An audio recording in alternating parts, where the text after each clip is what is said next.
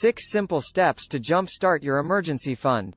Saving several months' worth of costs for an emergency fund can seem daunting, especially when it seems like every last cent of your monthly income has already been spent. For instance, it would take some time to save $6,000, or 3 times your monthly living expenditures, the low end of the average range for an emergency fund, if your living expenses were $2,000 per month. You can start creating a cash reserve by following these 6 easy steps, which will give you more financial security and peace of mind. 1. Break it down.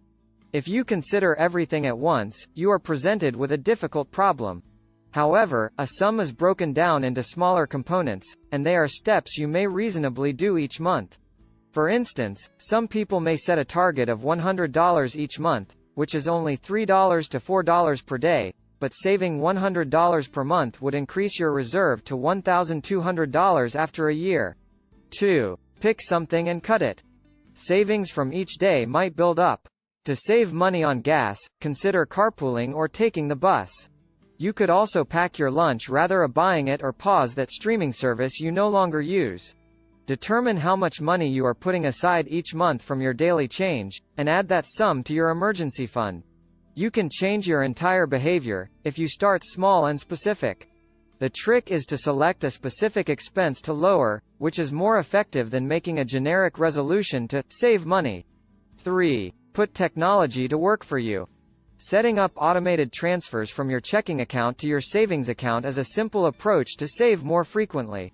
If you have direct deposit at work, you might want to think about synchronizing your automatic transfers with your pay period so that a portion of each pay period goes into your emergency savings account. 4. Don't let debt get in the way.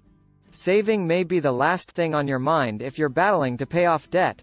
And it can make sense to aggressively pay down sums first if your debt has high interest rates, like credit cards.